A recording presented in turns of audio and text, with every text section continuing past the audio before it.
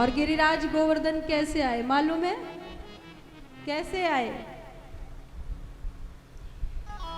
ये किनके पुत्र हैं? द्रोणाचल पर्वत के ये पुत्र हैं गिरिराज गोवर्धन जी।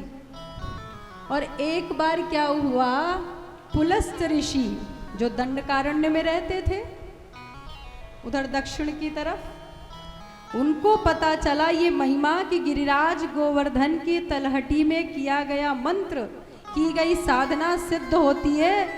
तो उन्होंने सोचा कि क्यों ना मैं वहां से दंडकारण्य ले आऊं इनको। तो पहुंचे द्रोणाचल पर्वत के पास। द्रोणाचल पर्वत ने खूब आतिथ्य किया पुलस्त मुनि का। चलने लगे तो बोले और कोई सेवा? कहने लगे सब आपने बहुत अच्छा आतिथ्य सत्कार किया, बस अगर आप देना चाहते हो तो अपने पुत्र को हमें दे दो। अब महाराज इतने पहुंचे भय महात्मा है, द्रोणाचल पर्वत कैसे मना करें। नेत्र में जल भर के कहा ठीक है महाराज आप ले जाइए।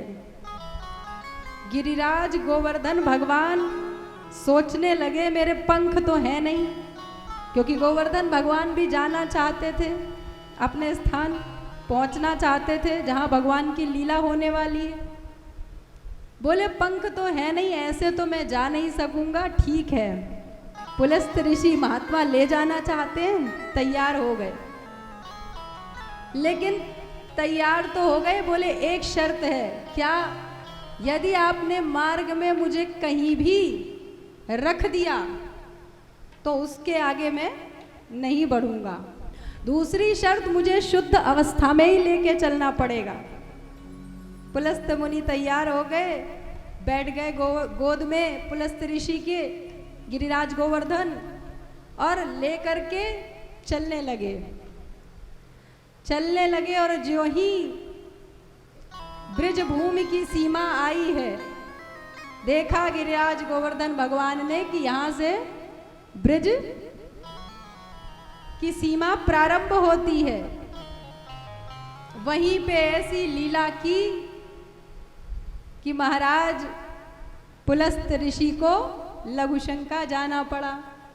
अब बोले अरे क्या करे क्या करे, और रख दिया। गए और जब वापस आए बोले चलो। बोले कहाँ? शर्त नहीं याद। अब पुलस्त ऋषि क्योंकि ले जाना चाहते थे तो क्रोध आ गया। क्रोध आया और श्राप दे दिया कि जाओ, तुम मेरे साथ चले नहीं दंडकारण्य तक, तो मेरा श्राप है कि तुम आज के बाद हर एक दिन एक तिल घटोगे प्रतिदिन। सोचिए,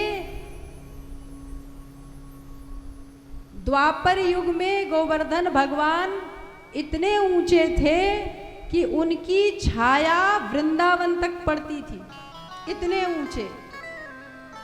और घटते घटते श्राप के कारण अब छाया नहीं आती वहां तक।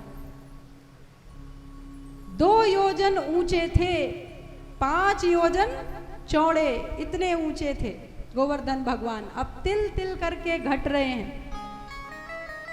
और पुलस्त ऋषि ने एक बात और कही, कहा कि जिस दिन तुम घटते घटते घटते घटते पृथ्वी देवी के साथ सम्मिलित समाहित हो जाओगे, बराबर हो जाओगे, उसी दिन महाप्रलय हो जाएगी। प्रेम से बोलिए गिरिराज भगवान की जय।